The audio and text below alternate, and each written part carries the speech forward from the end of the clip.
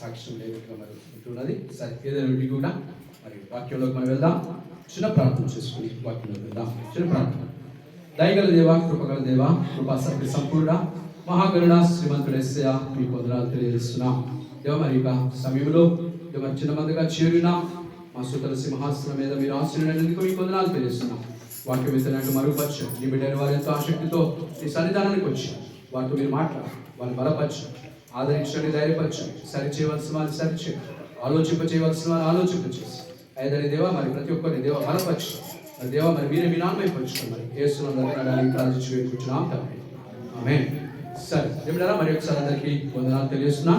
మరి ఈ దినం కొరకు ఏర్పాటు చేస్తున్నటువంటి వాక్యాంశం దేవుడారా, మరి క్రిస్మస్ సందేశాన్ని నేను ఇవ్వదలుచున్నా.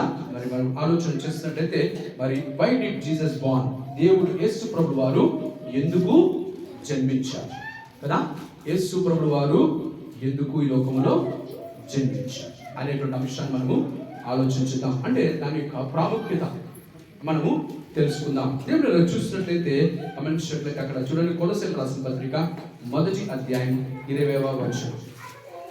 కొలస్సీయులకు రాసిన పత్రిక 1వ అధ్యాయం 20వ వచనం.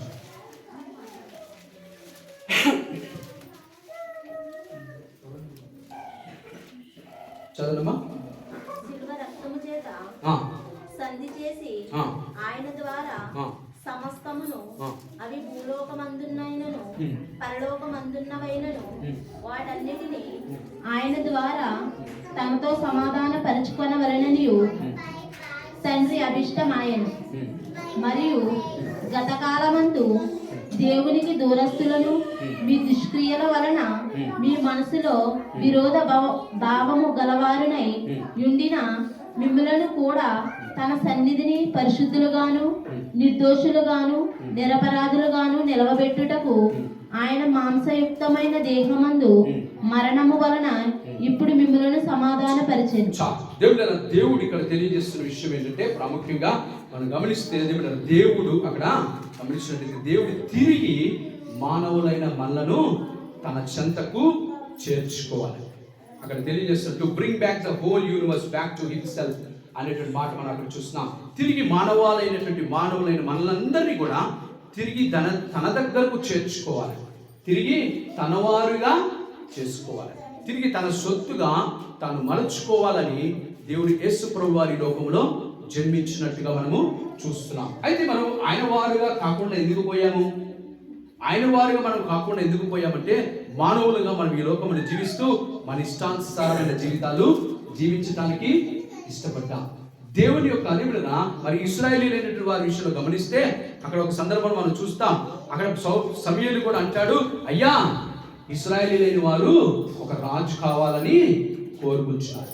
ఇశ్రాయేలీయులైన వారు ఒక రాజు కావాలని కోరుకుంటున్నప్పుడు యేసు ప్రభు వారు ఏమన్నారు? అక్కడ ఉన్నటువంటి మరి తండ్రి యెహోవా దేవుడు ఏమన్నారంటే, అయ్యా వారు నన్నే తిరస్కరించారు, వారు దేవుడిగా నన్నే తిరస్కరించారు, కాబట్టి నేను వారికి దేవుడిగా ఉండటానికి కానీ, వారికి రాజుగా ఉండటానికి కానీ, వారి మీద పరిపాలన చేయడానికి కానీ వారు నన్ను ఇష్టపడటం లేదు. వారు భూలోక సంబంధమైన ఒక రాజును కావాలని వారు కోరుకుంటున్నారు. అంటే ఏమిటా, మనుష్యుడు దేవుణ్ణి పక్కకు పెట్టాలి అనుకుంటున్నాడు. లోకరీతిగా లోక సంబంధమైనటువంటి ఆలోచనలు కలిగి లోకస్తులు ఎలా జీవిస్తున్నారో అలాగ మాకు కూడా జీవం కావాలి, అలాంటి జీవితాలు మేము జీవించాలి అని ఎప్పుడైతే మానవుడు తలంచాడో అప్పుడు దేవుడు అంటున్నాడు, వారు నన్ను తిరస్కరించారు.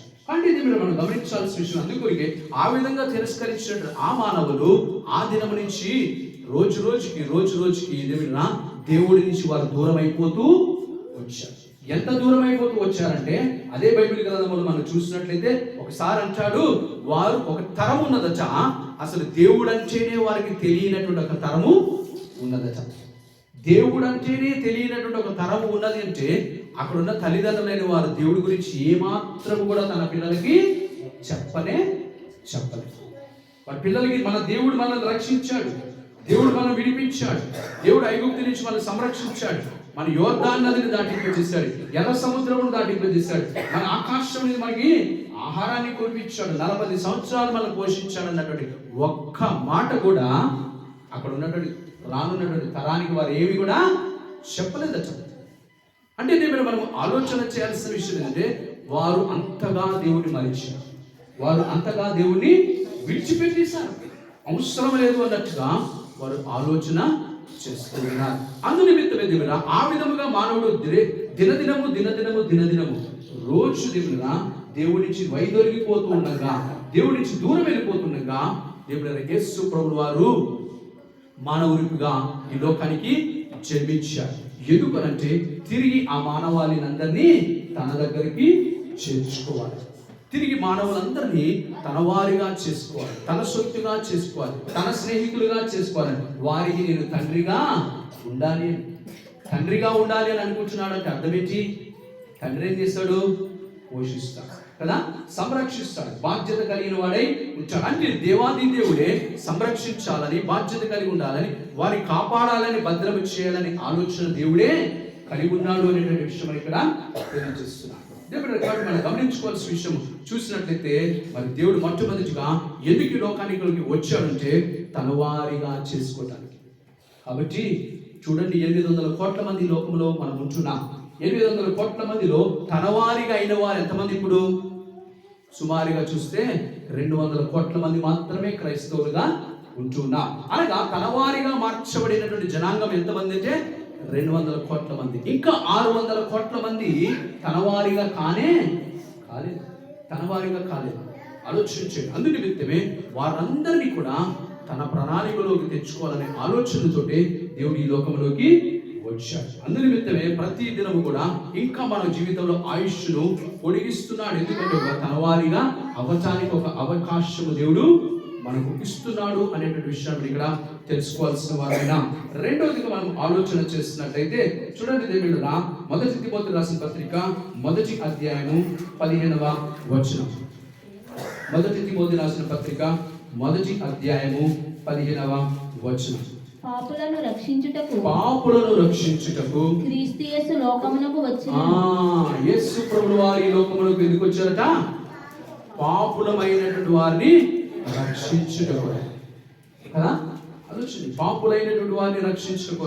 అయితే ఇప్పుడు మనం గమనించుకోవాల్సినటువంటి విషయం ఏంటంటే మనము పాపులమా కాదా? అందుకొరకు ఒక సందర్భంలో అక్కడ ఉన్నటువంటి పరిసయ్యులు యాజకులతో అంటాడు, అయ్యా నేను పాపులను రక్షించుటకు వచ్చాను కదా. వైద్యుడు ఎవరికి అవసరము? అనారోగ్యంతో ఉన్నవాడికే అవసరం. నీతిమంతుల కొరకు నేను రాలేదు. ఒకవేళ నీవు స్వనీతిమంతుడుగా నువ్వు ఎంచుకున్నట్లయితే నేను నీ కొరకు రాలేదు అని దేవుడు అక్కడ ఖచ్చితంగా తెలియజేస్తున్నాడు. కాబట్టి ఇది మనం ఆలోచన చేయాల్సిన విషయం ఏంటంటే మనం ఎందరైతే నేను పాపం చేశాను అన్నటువంటి ఒక మనస్సాక్షి కలిగి నేను పాపం చేసిన వాడనే అని ఎవరైతే తలస్తారో వారి కొరకే దేవుడు ఏం చేశాడట? ఈ లోకంలోకి వచ్చాడు. వారిని దేవుడు ఆ పాపం నుంచి వారిని విడిపించాలని ఆలోచన కలిగి, ఒక ప్రణాళిక కలిగి ఆయన ఈ లోకంలోకి వచ్చినట్టుగా మనం ఇక్కడ చూస్తున్నాం దేవుడు. కాబట్టి మొట్టమొదటిగా చూస్తే మరి దేవుడు ఎందుకు ఈ లోకంలోకి వచ్చాడంటే అందరినీ తనవారిగా చేసుకోవడం కొరకే ఆయన వచ్చాడు. దేవుడు ఆ విధంగా తనవారిగా చేసుకోవాలంటే మానవుల్లో ఏముంది? పాపము ఉన్నది. ఆ పాపమును ఏం చేయాలి? దేవుడు తీసివేయాలి, దాన్ని కడిగివేయాలి. అది కడిగివేయాలి అని అంటే, అది తీసివేయాలంటే దేవుడు ఆయన శిలువనందు రక్తము చిందించాలి. ఆ విధంగా ఆ కార్యము చేయటం కొరకే ఆయన ఈ లోకంలోకి వచ్చాడు. తను మరణించడానికి ఈ లోకంలోకి వచ్చాడు. చాలా మంది మనం గమనించినట్లయితే మాట్లాడుతుంటారు, దేవుడురా ఆ 3 మేకులు పీక్కోలేనటువంటి వాడు దేవుడా అని అంటారు. 3 మేకులు పీక్కోలేనటువంటి దేవుడా అంటే దేవుడురా ఆయన పీక్కోలేక కాదు. దేవుడురా ఆలోచించండి, ఆయన మాట ద్వారా సమస్త కార్యములు చేసినటువంటి వాడు. ఆయన చేసుకోలేక కాదు, కానీ దేవుడురా ఆయన ఉద్దేశపూర్వకంగానే మరణించడానికే ఎందుకంటే నా పాపములను క్షమించటానికి, నా పాపములను కడిగివేయటానికి, నా పాపములను తీసివేయట కొరకే ఆయన ఈ లోకములో జన్మించాడు అనేటువంటి విషయాన్ని ఇక్కడ తెలుసుకోవాల్సిన వారం ఏంచున్నాం. దేవుడు మూడవదిగా మనం ఆలోచన చేసినట్లయితే 2 తిమోతి రాసిన పత్రిక 1వ అధ్యాయం 10వ వచనం. 2 తిమోతి రాసిన పత్రిక 1వ అధ్యాయం 10వ వచనం చదవమ్మా. మన క్రియలను బట్టి కాక తన స్వకీయ సంకల్పమును బట్టి అనాది కాలముననే క్రీస్తు యేసునందు మనకు అనుగ్రహింపబడిన క్రీస్తు యేసును మన రక్షకుని ప్రత్యక్షత వలన మన రక్షకుని యొక్క ప్రత్యక్షత వలన బయలుపరచబడినదైన తన కృపను బట్టి మనలను రక్షించి పరిశుద్ధమైన పిలుపుతో ఆయన మనలను పిలిచెను. ఆ క్రీస్తు యేసు మరణమును నిరర్థకము చేసి చాలా దేవునికి వాక్యం కనుక చూస్తే యేసు ప్రభువు వారి లోకములకు ఎందుకు వచ్చాడు అనే విషయం కదా చూసినట్లయితే ఏం చేయాలనుకున్నాడట? మరణమును నిరర్థకము చేయాలి. ఆలోచన చేయండి, మరణాన్ని ఏం చేయాలా? నిరర్థకం చేయాలి. దానికి ఉన్నటువంటి శక్తిని శక్తిహీనముగా చేయాలి. ఆలోచించండి, మానవుడైన వాడు ఎంత పెద్దవాడికైనా సరే రేపు నువ్వు మరణిస్తావు అంటే భయం వేస్తుందా లేదా? కదా కదా ఇంకో గంటలో నువ్వు మరణిస్తావు అని డాక్టర్ అన్నాడు అనుకో, వాడు భయం వేస్తుందా లేదా? భయం వేస్తుంది. ఆలోచించండి, ఎందుకంటే మనిషికి ఉన్నటువంటి విషయం ఏంటో తెలుసా? అంతవరకు కూడా విర్రవీగినప్పటికీ కూడా, అంతవరకు కూడా డాంబికంగా మాట్లాడినప్పటికీ కూడా, అంతవరకు కూడా గర్వంగా ప్రవర్తించినప్పటికీ కూడా మరణిస్తాడు అనేటువంటి వార్త ఎప్పుడైతే తనకు వినపడుతుందో ఆ వ్యక్తికి భయం వేస్తారు. ఎందుకు భయం వేస్తుందో తెలుసా? అప్పటి వరకు తన జీవితంలో పరలోకము నరకము అనేటువంటి ఆలోచన చేయకుండా ఉన్నటువంటి వాడికి ఏం ఆలోచన వస్తుందో తెలుసా? ఒకవేళ నేను మరణిస్తే అప్పుడు వస్తుంది ఆలోచన. ఇప్పుడు వరకైతే నేను నమ్మలేదు దేవుడు ఉన్నాడని, కానీ దేవుడు లేడని. కానీ దేవుడు ఆలోచించే అప్పుడు ఆ సమయంలో ఆయనకు వచ్చేటువంటి ఆలోచన ఏంటో తెలుసా? ఒకవేళ నేను మరణిస్తే ఎక్కడ ఉంచాను? అదే భయం. ప్రతి ఒక్కరికి భయం ఏంటో తెలుసా?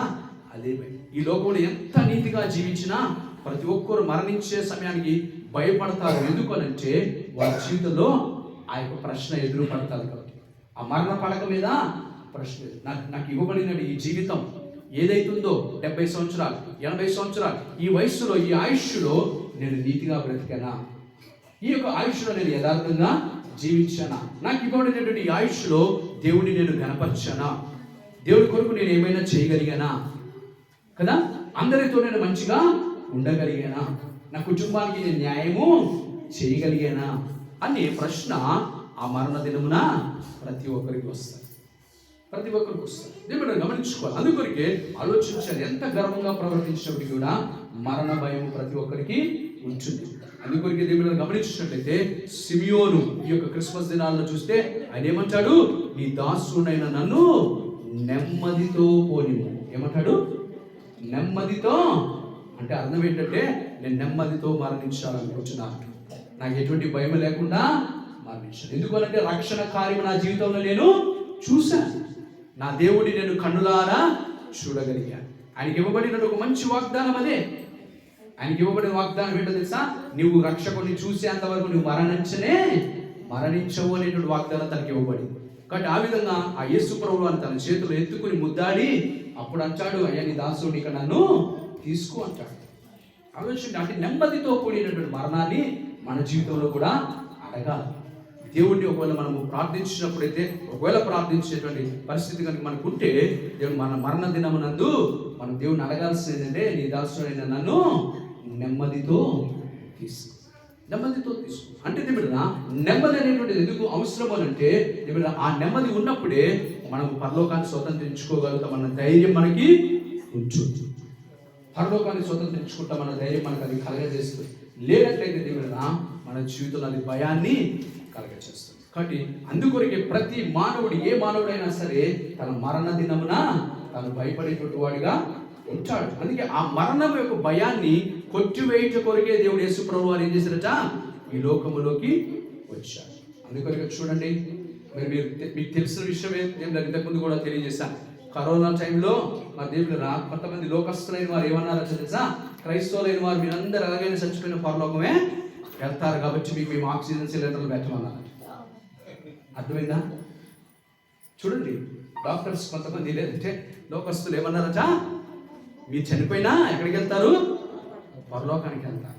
కాబట్టి ఈ సమయాల్లో మీరు చనిపోయినా పర్వాలేదు, మీరు ఎవరికో పరలోకానికి వెళ్తారు. ఇగో వీళ్ళందరూ దేవుడు తెచ్చుకోలేదు కాబట్టి వీళ్ళందరూ నరకానికి వెళ్తారు. కాబట్టి ఇప్పుడు మాకు కొంత సమయం ఉన్న వాళ్ళకి బ్రతికిద్దామన్న ఆలోచన చేశారట.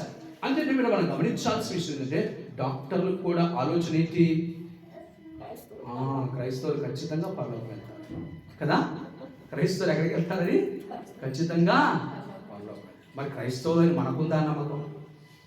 అన్యుడైనటువంటి డాక్టర్ ఉంది, క్రైస్తవుడు పరలోకం వెళ్తాడని కదా. క్రైస్తవుడు పరలోకము వెళ్తాడన్న నమ్మకము అన్యుడైనటువంటి వాడికి ఉంది. కానీ మరి మనకు ఆ నమ్మకం ఉందా? ఆ నమ్మకం ఉండాలంటే మనం దేవుడితో సత్సంబంధం కలిగిన వారమే ఉండాలి కదా. సత్సంబంధం కలిగిన వారికి మనం ఉన్నప్పుడు దేవుడా అప్పుడు మనకు ఆ ధైర్యము కలుగుతుంది. కాబట్టి మనం ఆలోచన చేయాల్సినటువంటి విషయం ఏంటంటే ఆ మరణపు ముళ్ళును విరచడానికి దేవుడి లోకంలోనికి వచ్చాడు. ఆయన వచ్చి దేవుడు మనకు ధైర్యమును ఇచ్చాడు. కాబట్టి మనం అందు నిమిత్తమే క్రైస్తవులుగా మనము ఎన్నడూ మరణించడానికి భయపడని అవసరమే లేదు. ఎప్పుడు అనగా దేవుడు పౌలు భక్తుడు అన్నట్టుగా నా మనస్సాక్షి నేటి దినం వరకు ఎలా ఉంది? నిర్మలముగా ఉన్నది. మన మనస్సాక్షి ఎలా ఉంచుకోవాలా? నిర్మలమైనటువంటిదిగా ఉంచుకోవాలి. ఎటువంటి నింద వేసేటువంటిదిగా ఉండకూడదు. నువ్వు ఫలానా తప్పు చేస్తావు అన్నటువంటి నింద మన మనస్సాక్షి మన మీద వేయకుండా ఉండునట్లుగా మనల్ని మనం జాగ్రత్త పరచుకోవాలి, నీతిగా జీవించాలి. అందుకే దేవుడు యోగు కూడా అంటాడు, నేటి దినం వరకు కూడా అదే నా జీవితంలో నేను ఎప్పుడు ఏ తప్పు కూడా చేయలేదు. ఒకవేళ దేవుడే కనుక దిగి వస్తే ఆయన దగ్గర న్యాయమైన తక్కడే కనుక ఉంటే నన్ను తూయమని నేను అడుగుతాను. చూసినప్పుడు నేను ఎలా ఉంటానో తెలుసా? నేను బరువుగా ఉంటానే కానీ కొట్టుకుని పోయేటువంటి పొట్టు వలె ఉండను అని దేవుడరా యోగు మాట్లాడుతున్నాడంటే ఆయనకున్న ధైర్యం ఏంటి అసలు కదా. ఎందుకనంటే అంత నీతిగా తను బ్రతికాడు. బైబిల్ గ్రంథంలో దేవుడే స్వయాన తన గురించి రాయించిన మాటలు ఏంటంటే అతడు నింద లేనటువంటి వాడు, యథార్థవంతుడు, దేవుడికి భయపడువాడు, చెడుతనమును అసహించుకునేవాడు. కాబట్టి మనము కూడా అటువంటి జీవితం ఈ లోకంలో జీవించినప్పుడు మనము ఖచ్చితంగా ఆ ధైర్యం కలిగి మనం ఉంటాము అనే విషయం మనం ఇక్కడ తెలుసుకోవాల్సి వారు విన్నాం. ఇంకొక మాట కనుక మనం చూస్తే చూడండి, 1 యోహాను రాసిన పత్రిక 3వ అధ్యాయం 8వ వచనం. 1 యోహాను రాసిన పత్రిక 3వ అధ్యాయం 8వ వచనం. అపవాది మొదటి నుండి పాపము చేయుచుండెను గనుక పాపము చేయువాడు అపవాది సంబంధి అపవాది యొక్క క్రియలను లయపరచుటకై దేవుని కుమారుడు ప్రత్యక్షమాయెను. దేవుని గమనించండి, ఈ లోకంలోకి యేసు ప్రభువు వారు ఎందుకు వచ్చారట? అపవాది క్రియలను లయపరచుటానికి. ఎందుకు వచ్చారట యేసు ప్రభువు వారు? అపవాది క్రియలు. మరి అపవాది చేయించిన క్రియలేంటి? అపవాది మనల్ని మోసపుస్తున్నాయి. అపవాది చేయించిన వాడు, అందుకే దీని వాక్యం ఉంటుంది, వాడు ఆది నుంచి కూడా అబద్ధికుడు, మోసగాడు, నరహంతకుడని వాడికి పేరు కదా. వాడికి పేరు దేవుడు గమనించు. వాడు మోసము చేసేటువంటి వాడు, నరహంతకుడైనటువంటి వాడు, చంపాలని ఆలోచన కదా, ఆత్మలను దొంగిలించాలనేదే వాడి యొక్క ఉద్దేశం. ఆత్మలను దొంగిలించాలి. ఎట్టి పరిస్థితుల్లో ఆ యొక్క ఆత్మ పరలోకానికి వెళ్ళటానికి వీల్లేదనేది వాడి యొక్క ప్రయత్నం. అందు నిమిత్తమే బైబిల్ గ్రంథంలో చూస్తే మోషే యొక్క ఆత్మ పరలోకానికి వెళ్తున్నప్పుడంట సాతానుడు అడ్డుపడ్డాడట. సాతానుడు అడ్డుపడి ఏమంటున్నాడు? ఈ యొక్క ఆత్మ పరలోకానికి వెళ్ళటానికి వీలు లేదంటాడు. అప్పుడు దేవుడు ఏం చేశాడట? అరే వాడి మీద ఒక చిన్న మచ్చ చూసి పరలోకాన్ని రావడానికి వీల్లేదు అంటున్నావా అని చెప్పి దేవుడు తన దేవదూతలను పంపించి తన వస్త్రములను మార్పించి మోషేని ఏం చేశాడట? పరలోకంలోకి తీసుకున్నాడు. అలాంటి సందర్భమే యెహోషువ విషయంలో కూడా జరిగినట్టుగా మనము చూస్తున్నాం దేవుడు. కాబట్టి మరి యాజకుడైన యెహోషువ, మరి మోషే దగ్గర ఉన్నటువంటి యెహోషువ కాదు, కానీ ఇతర తర్వాత యాకోబు పత్రికలో ఉన్నటువంటి మరి యాజకుడైనటువంటి యెహోషువ గురించి ఆ మాట రాయబడుతున్నది. అతడు కూడా ఆ విధంగానే పరలోకానికి వెళ్తున్నప్పుడట మరి సాతానుడు అడ్డుపడ్డాడట. అడ్డుపడినప్పుడు దేవుడు తన వస్త్రములను మార్చి దేవుడు తనను పరలోకానికి తీసుకున్నట్టుగా చూస్తాం. అనగా సాతానుడి యొక్క ఉద్దేశం ఎప్పుడు కూడా ఏంటంటే ఒక ఆత్మ పరలోకానికి వెళ్ళటానికి వాడు ఎంత మాత్రం కూడా ఇష్టపడాడు. ఏదో ఒక ప్రయత్నం చేస్తాడు, ఏదో ఒక ప్రయత్నం చేసి, ఏదో ఒక నింద వేసి, ఏదో ఒక విధమైన నేరము వేసి వారిని పరలోకం వెళ్లకుండా చెయ్యాలి అనేటువంటిది వాడి యొక్క ఆలోచన. వాడి ఆలోచన ప్రణాళికనంతటిని దేవుడు ఏం చేయాలనుకుంటున్నాడట? కొట్టివేయటానికి లోకానికి వచ్చాడు. వాడి యొక్క అధికారాన్ని తీసివేయడానికి వచ్చాడు.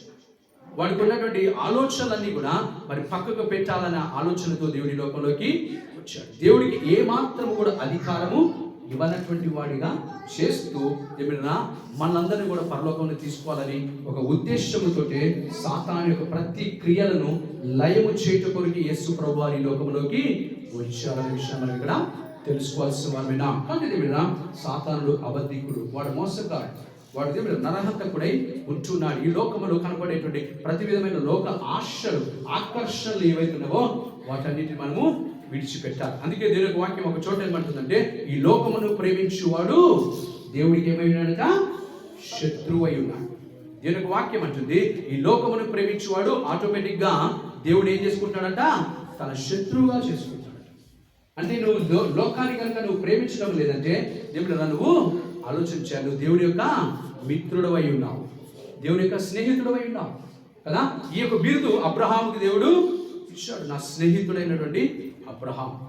దేవుడితో స్నేహం చేసుకోగలిగినటువంటి స్థితి మన జీవితంలో కలిగిన వారంగా ఉండాలంటే ఆయన మనసును ఎరిగిన వారమై ఉండాలి. అంతగా మన జీవితంలో దేవుడు మన సత్సంబంధం కలిగిన వారుగా ఉండాలి. ఆయనతో సమయం ఎక్కువగా గడిపిన వారుగా ఉండాలి. ఆలోచించు. కానీ మనం ఆలోచన చేస్తున్నట్లయితే సాతాను యొక్క ప్రతి క్రియలను లయము చేయట కొరకే యేసు ప్రభువారు ఈ లోకంలోకి వచ్చాడనే విషయం ఇక్కడ తెలియజేస్తాడు. చూడండి, ఇంకొక మాట కనుక మనం ఆలోచన చేసినట్లయితే 1 యోహాను రాసిన పత్రిక 4వ అధ్యాయం 9వ వచనం. 1 యోహాను రాసిన పత్రిక 4వ అధ్యాయం 9వ వచనం చూడమ్మా. మనము ఆయన ద్వారా జీవించినట్లు దేవుడు తన అద్వితీయ కుమారుని లోకంలోనికి పంపించాడు. యేసు ప్రభువు వారి లోకంలోకి ఎందుకు వచ్చారట? ఆయన ద్వారా జీవించటానికి. ఎలాగట? మనం ఈ లోకానికి వచ్చి ఆయన యేసు ప్రభువు వారు ఎందుకు వచ్చారట? ఆయన ద్వారా మనం జీవించాం. ఆయన ద్వారా మనం జీవించాం. దేవుడు అనగా మనకి జీవాన్ని ఇవ్వాలి అనేటువంటి దేవుని యొక్క ఉద్దేశం. నిత్య జీవాన్ని దేవుడు మనకి ఇవ్వాలని ఆలోచన కలిగి ఉన్నాడు. నిత్యము ఆయనతో మనము ఉండాలి. దేవుని వాక్యం తెలియజేస్తుంది ఏమిరా, దేవుడట వేవేల దూతల చేత అనునిత్యము పరిశుద్ధుడు పరిశుద్ధుడు పరిశుద్ధుడని పొగడబడుతున్నాడు. మరి వేవేల దూతల చేత అనునిత్యము పరిశుద్ధుడు పరిశుద్ధుడు అని పొగడబడుతున్నటువంటి వాడు, స్తుతించబడుతున్నటువంటి వాడు మన గురించి ఎందుకు ఆలోచన చేయాలి అసలు కదా? మన గురించి ఎందుకు ఆలోచన చేయాలి? ఆలోచన చేయాల్సిన అవసరం ఏమీ లేదు. కానీ అయినప్పటికీ కూడా దేవుడు తన స్వరూపంలో మనం చేసుకున్నాడని, మనము ఆయన స్వరూపంలో ఉన్నవారమని, ఆయన కష్టార్జితమని దేవుని బిడ్డ మనను దేవుని ఆయన ఏం చేయాలనుకుంటున్నాడు? తిరిగి మనకు జీవాన్ని ఇవ్వాలనుకుంటున్నాడు. మన స్తుతుల సింహాసనం. అందుకొరకు మొన్న దినాన్ని రాసినటువంటి ఒక పాటలో చూస్తుంటే, ఆయన విడిచిపెట్టకూడని భాగ్యమని ఎంచక పశువులశాలలో జన్మించాడు. ఎందుకు జన్మించాడట? నా యొక్క స్తుతుల మీద సింహాసనాసీనుడై ఉండటానికి. పరలోకంలో దేవదూతలు ఎన్నో పాటలు పాడుతున్నారు, ఎంతగానో ఆయనను స్తుతిస్తున్నారు, ఎంతగానో ఆయనను కీర్తిస్తున్నారు. కానీ అవన్నిటిని పక్కకు పెట్టి దేవుడా మెకాలే పాడినటువంటి పాట మీద ఆసీనుడై ఉండటానికి వచ్చాడు కదా. మెకాలే పాడినటువంటి పాట మీద ఆసీనుడై ఉండటానికి, ఆయన పాడిన పాట మీద సంతోషించడానికి ఆయన ఈ లోకానికి వచ్చాడు. ఆ విధంగా దేవుడు మీ జీవితాలలో మీరు రాసినటువంటి పాటలే కానీ మీరు స్తుతిస్తున్నటువంటి స్తుతుల మీద ఆయన ఆసీనుడు ఉండటానికి ఆయన వస్తున్నాడు అనే విషయాన్ని మీరు ఇక్కడ తెలుసుకోవాలి. అందుకొరకు మీకు అనేక సందర్భాల్లో తెలియజేశాను. మన ఇంట్లో ఉన్నప్పుడు దేవుడా మనం దేవుని స్తుతిస్తూ ఉండాలి. మనకున్నప్పుడు సమయం దొరికినప్పుడల్లా దేవుణ్ణి స్తుతిస్తూ ఉండాలి. ఎందుకంటే నీ స్తుతుల సింహాసనం మీద ఆయన ఆసీనుడు ఉండటానికి వస్తున్నాడు. ఎవరైతే దేవుని ఎక్కువగా స్తుతిస్తారో వారిని దేవుడు ఎక్కువగా ప్రేమిస్తాడు, వారిని దేవుడు ఎక్కువగా ప్రేమిస్తాడు. కాబట్టి మీరు ఎక్కువగా దేవుని స్తుతించాలి, దేవుడు ఎక్కువగా మహిమపరచాలి. ఎప్పుడైతే దేవుడు మనం ఎక్కువగా మహిమపరుస్తామో ఆయన ఎక్కువగా సంతోషిస్తాడు. ఆలోచించండి, దేవుడికి ఇంకొక పేరు మన యేసు ప్రభువు వారు మనం గమనించినట్లయితే, మరి ఆదికాండం మనం చూసినట్టు మత్తయి సువార్తల్లో, లూకా సువార్తల్లో చూస్తే ఆయన గురించి చెప్పబడిన మాట ఏంటి?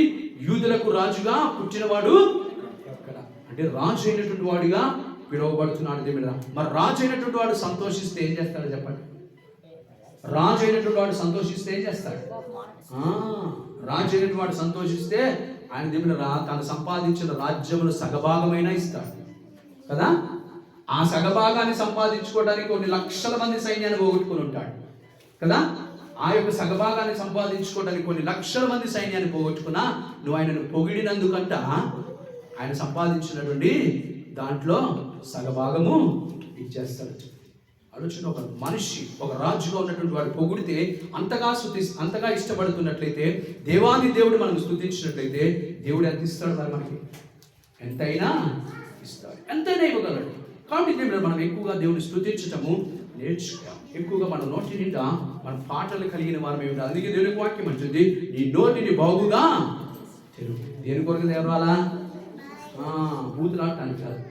మన దేని కొరకు తెరవాలట?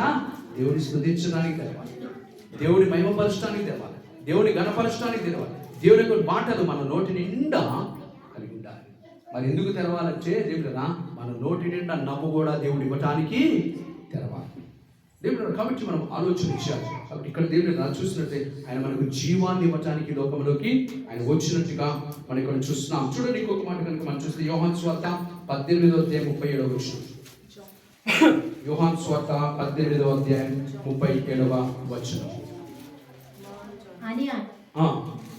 అందుకు పిలాతు నీవు రాజువా అని ఆయనను అడగగా యేసు నీవన్నట్టు యేసు ఏమంటున్నారు? నేను రాజునే. చదవమ్మా, ఇంకా చదవండి.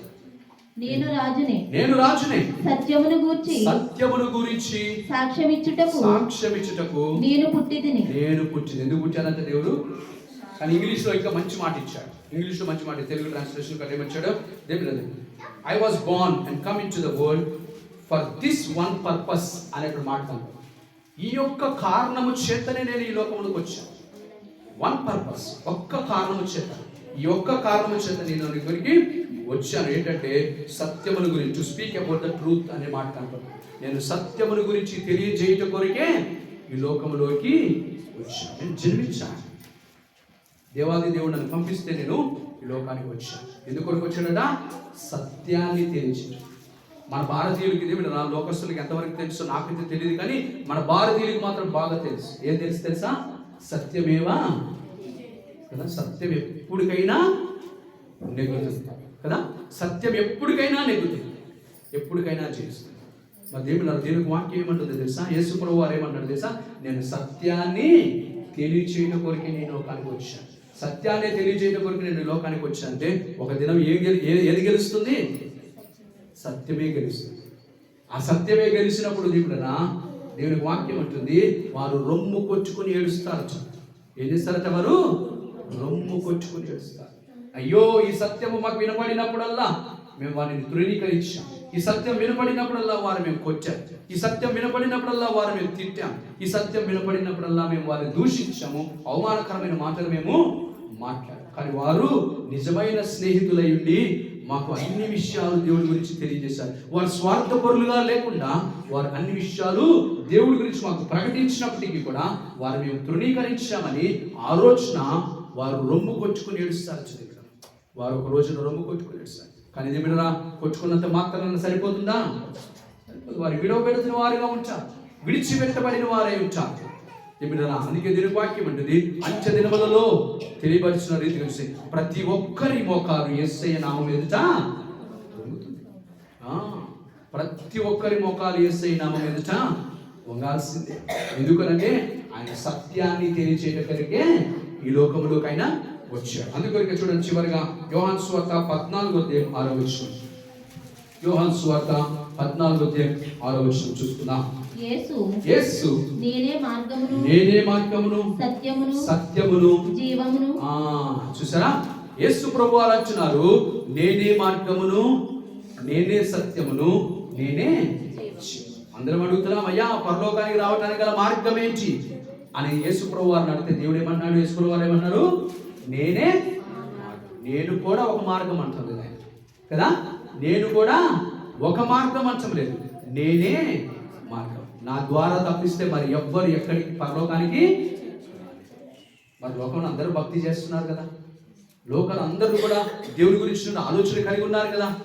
అయినప్పటికీ కూడా దేవుడురా అంత భక్తి చేసినప్పటికీ కూడా, అంతగా నిష్టగా ఉండినప్పటికీ కూడా వారు ఒక రోజున తృణీకరించబడబోతున్నారు. అంత చేసినప్పటికీ కూడా వారు దేవుడురా విడిచిపెట్టబడబోతున్నారు. కానీ దేవుడురా ఏ యోగ్యత లేనటువంటి మనలను దేవుడు ఎంచుకున్నాడు. 800 కోట్ల మంది ఈ లోకంలో కనపడితే 200 కోట్ల మంది యేసు ప్రభువాన్ని తెలుసుకున్న వారిగా మనం ఉంటే అందులో నీవు నేను ఉండటం అంటే అది గొప్ప ప్రణాళిక కాదా? దేవుని యొక్క ప్రణాళిక కాదా? గొప్ప ప్రణాళిక. దేవుని యొక్క గొప్ప ప్రణాళికలో మనం ఉన్నాము అనేటువంటి విషయం మనం ఇక్కడ తెలుసుకోవాలి. అందుకొరకే దేవుని వాక్యం అంటుంది మీరు ధన్యులు అంటున్నారు. మనం ఎవరమచ్చా? ధన్యులం. ఏమిటన్నా?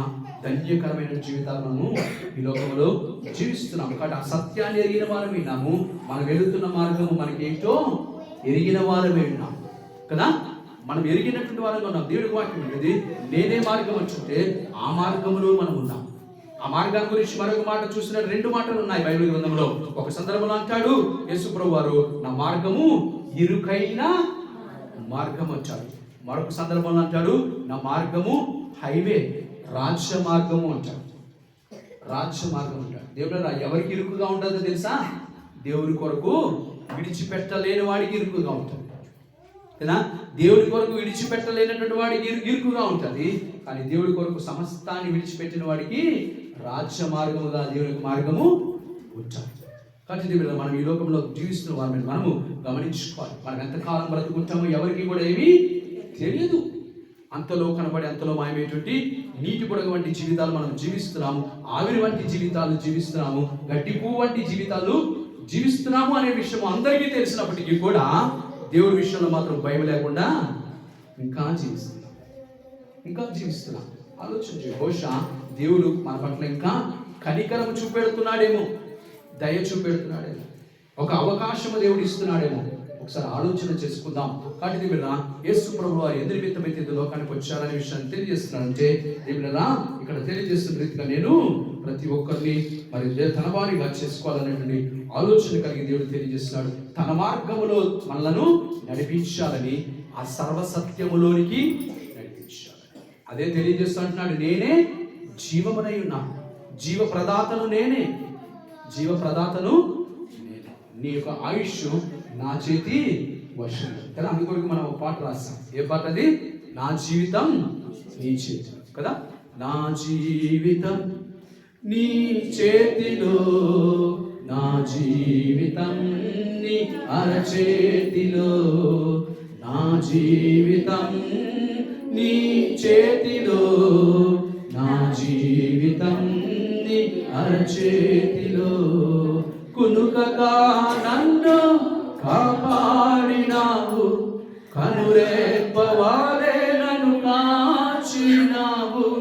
కునుకగా నన్ను కాపాడినావు, కనురెప్పవాలే నన్ను కాచినావు.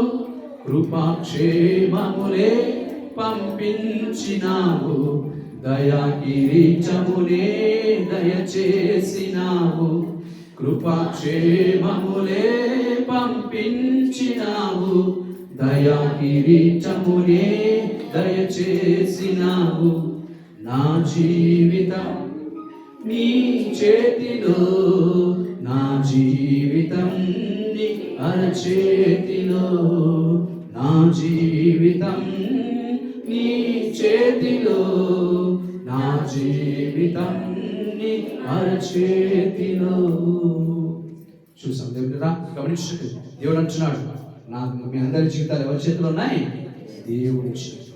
అందుకొరకే కీర్తన గ్రంథం 2వ అధ్యాయంలో చూస్తే దేవుడి తన యొక్క అభిషేక్తులైన వారి మీదకి విరోధముగా లేచిన వారి విషయంలో దేవుడు ఏం చేస్తున్నాడంట?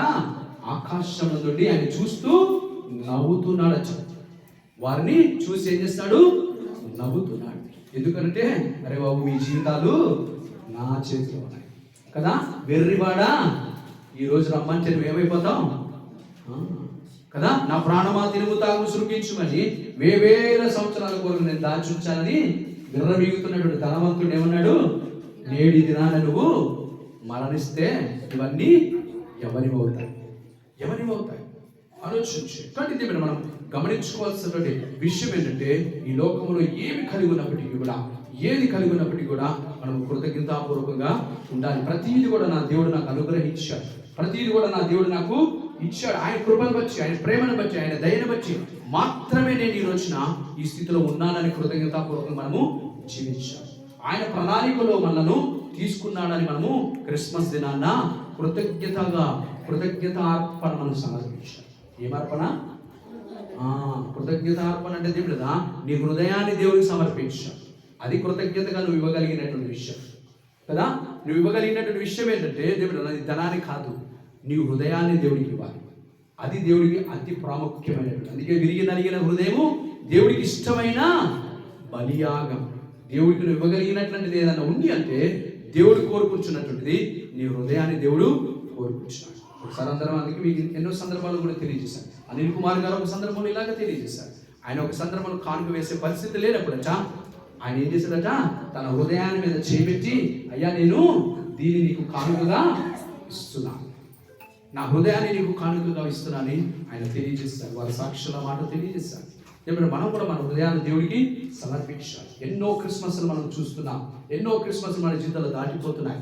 ఆయన వచ్చినటువంటి ఆలోచన ప్రణాళిక ఏంటంటే నిన్ను రక్షించాలని, నేను తిరిగి ఆయన దగ్గరికి చేర్చుకోవాలని, ఆయన నీకు జీవితాన్ని ఇవ్వాలని, సత్యమేంటో నీకు తెలియచేయాలని, ఆయన మార్గంలో నిన్ను నడిపించాలనేదే దేవుని యొక్క ఉద్దేశం. మరణం యొక్క భయం మన జీవితంలో లేకుండా చెయ్యాలి అనేటువంటిదే దీని యొక్క ఉద్దేశం. సాతాను యొక్క ఉద్దేశాలు, వాడి తంత్రములన్నింటినీ విరగొట్టాలని, మరణపు ముళ్ళును విరచాలన్నటువంటి ఆలోచన కలిగి ఆయన ఈ లోకంలోకి వచ్చాడు అనేటువంటి విషయాన్ని, ఆ సత్యాన్ని మనం తెలుసుకున్న వారమే దేవుని యొక్క కృపలో మనము కొనసాగుదాం. ఈ క్రిస్మస్ ఏదైతే ఉందో అందుకే మన యెషయా 9:6 చూస్తే ఆయనకి ఏమని పేరు పెట్టబడింది? ఆలోచనకర్త. ఆయన ఏంటంట? ఆలోచన. ఆయన ఆలోచించాడు 800 కోట్ల మందిలో ఎవరు రక్షించుకోవాలి. ఆయన ఆలోచించాడు. ఆయన ఆలోచించి నిన్ను రక్షించుకున్నాడు కదా. ఆయన ఆలోచించి నిన్ను రక్షించుకున్నాడు. ఇప్పుడు నిత్యులకు తండ్రిగా నీతో ఉండటానికి కదా, సమాధానము నీకు అనుగ్రహించటానికి.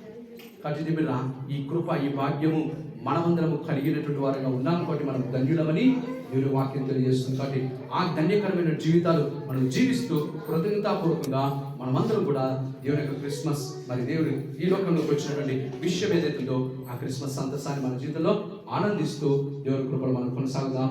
దేవుడి ఇచ్చిన వాక్యం దీవించి ఆశీర్వదించుగాక. ఆమేన్. వందనాలు. ప్రైజ్.